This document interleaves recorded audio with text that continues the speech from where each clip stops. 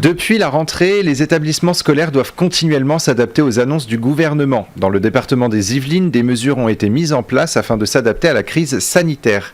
Pour en parler avec nous, je reçois aujourd'hui Cécile Dumoulin, vice-présidente déléguée au collège au sein du département des Yvelines. Bonjour et bienvenue sur Sensation. Alors après plusieurs mois où les collégiens n'ont pas eu cours, ils ont pu retourner sur les bancs de l'école. La rentrée scolaire a été un peu particulière cette année, notamment à travers les annonces du gouvernement. Quelles ont été les recommandations pour la rentrée de septembre ? Le gouvernement a recommandé que les collégiens arrivent masqués, donc en signifiant que c'était aux familles d'avoir la démarche d'apporter des masques. Nous, au sein du département des Yvelines, nous avons souhaité doter chaque collégien de 2 masques. Donc les principaux ont été chercher dans 2 endroits différents les masques par collégien et les ont donnés. Nous avons décidé, à partir du mois de novembre, de recommander des masques. Alors cette fois, ils seront plus adaptés. Ceux qui ont été distribués au mois de septembre, c'était des masques qui nous restaient d'une commande qui datait du 2e trimestre. Ceux-là, ils seront vraiment plus petits pour les visages des collégiens et surtout réglables. Voilà, donc c'est une annonce que je fais au sein de votre radio. Donc durant le mois de novembre, probablement dans la première quinzaine, nous aurons la joie de livrer 2 masques supplémentaires par collégien. Justement, vous avez décidé d'équiper les collégiens en masques. Ça correspond, si je ne me trompe pas, à 139 établissements scolaires des Yvelines. C'était important pour vous de prendre part justement à cette initiative et de pousser encore un peu plus loin en ayant des masques adaptables. Tout à fait. Donc vous avez raison, 139 collèges, donc à la fois des collèges du public mais aussi du privé, ce qui fait 80 000 collégiens en tout. Donc 160 000 masques x 2, ça fait 320 000 masques. C'est notre contribution qui est généralisée. Le gouvernement avait choisi de cibler des familles défavorisées. Nous, on a fait le choix de doter chaque collégien donc de 4 masques, ce qui permettra effectivement d'avoir cet attirail pour être protégé.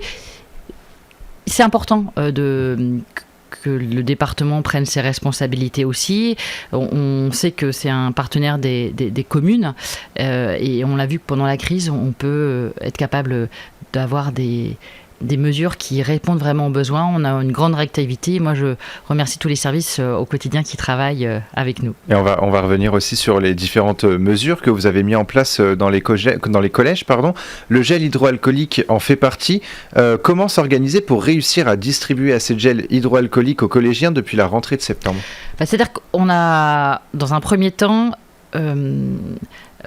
demander aux principaux de venir récupérer du gel hydroalcoolique en fonction de la taille de leur établissement. Maintenant, on a changé un petit peu notre fusil d'épaule et c'est chaque collège qui doit s'adapter et qui doit commander pour avoir un petit peu plus de souplesse parce que certains utilisent plus le savon. Parce qu'ils ont des sanitaires plus nombreux, d'autres le gel. Donc là, on est revenu sur ce qu'on a décidé à la fois au deuxième trimestre et pour la rentrée. Ce qu'on a fait aussi, c'est durant le confinement, nous avions donné la possibilité aux établissements de mobiliser les tablettes des classes mobiles. Donc il y avait 1500 tablettes qui ont été distribuées à des collégiens qui n'avaient pas l'équipement informatique nécessaire pour pouvoir faire ce travail à distance. Et en début septembre, on ne savait pas du tout quelle allait être la situation sanitaire et si on allait avoir des classes ou des écoles qui allaient fermer. Donc nous avons commandé 5000 tablettes qui permettait de faire face justement à une fermeture de classe ou une fermeture d'école, du matériel directement mobilisable qui pourrait être distribué aux collégiens qui n'avaient pas le matériel nécessaire. C'était dans un souhait de continuité pédagogique ouais. si finalement la crise sanitaire évoluait défavorablement pour les établissements scolaires. Et on avait distribué aussi des petites caméras pour des enseignants, au sein des collèges, pour qu'ils puissent faire leurs cours à distance. Ce confinement a complètement donné une accélération des pratiques numériques que nous avons souhaité accompagner que nous avions déjà impulsé dans les établissements. Et là, on voit bien que le numérique est un outil. Hein, c'est pas l'alpha et l'oméga de l'éducation, mais c'est un vrai outil. Et dans le cas de confinement, ça devient indispensable. Donc, dans les Yvelines, on a des situations extrêmement différentes entre des populations très aisées qui n'ont pas de problème d'accès justement à tous ces outils, d'autres qui sont beaucoup plus défavorisés. Donc c'est le rôle du département justement de pallier à ces inégalités en donnant le matériel. Alors, dans l'accès au numérique, il y a aussi l'accès à Internet, mais ça, c'est vrai qu'avoir un outil qui permet d'aller sur Internet, mais si on n'a pas l'abonnement, là, ça reste encore un sujet qu'on n'a pas encore résolu. Il y a aussi la restauration scolaire qui a été un point important. Chaque jour, des milliers d'élèves mangent à la cantine. Comment faire pour respecter les gestes barrières et les distanciations et éviter au maximum la transmission du virus quand les élèves viennent tous les jours à la cantine? Alors on a une première mesure qui a été faite par CMidi, c'est que les élèves ne prennent pas leur plateau, ni leur couvert, ni le pain. S'il y a un salarié qui est dédié à cela, qui prépare justement pour éviter ces manipulations. Il y a aussi un nettoyage normalement entre 2 services de toutes les tables. Alors les situations peuvent varier d'un collège à l'autre. Vous imaginez bien qu'un collège où il y a 300 demi-pensionnaires et un autre où il y a 600, c'est différent.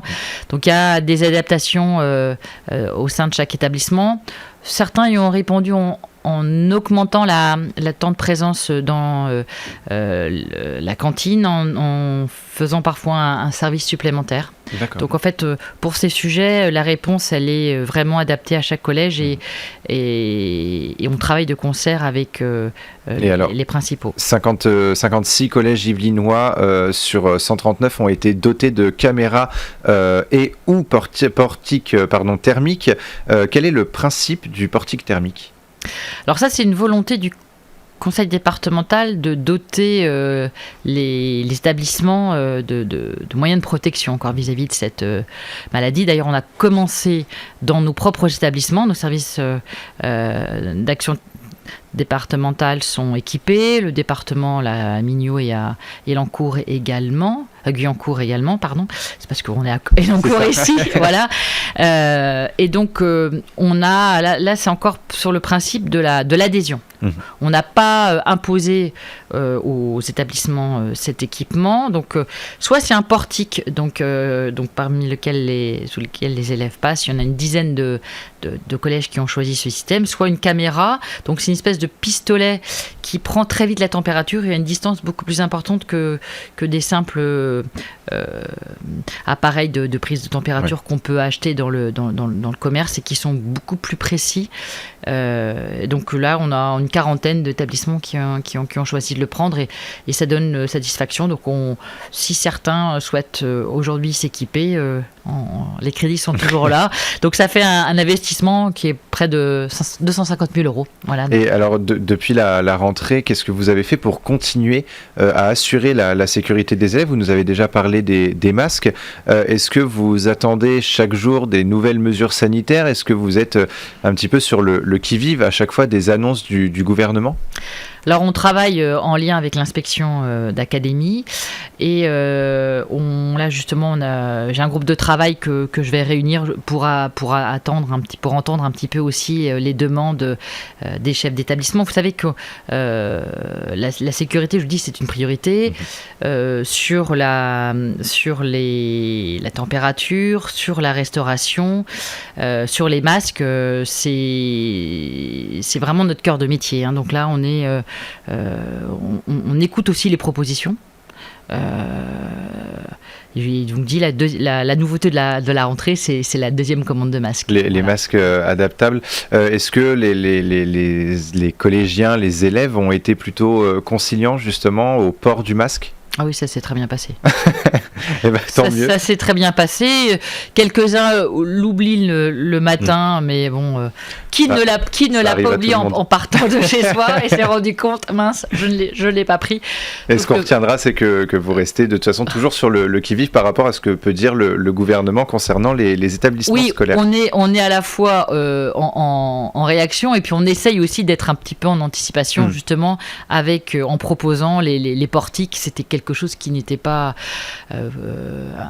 imposé, et je ne sais même pas si d'autres départements ont fait cette même démarche. Oui, merci beaucoup Cécile Dumoulin d'avoir été avec nous sur Sensation. Et pour revoir ou réécouter cette émission, rendez-vous sur notre site et application Radio Sensation.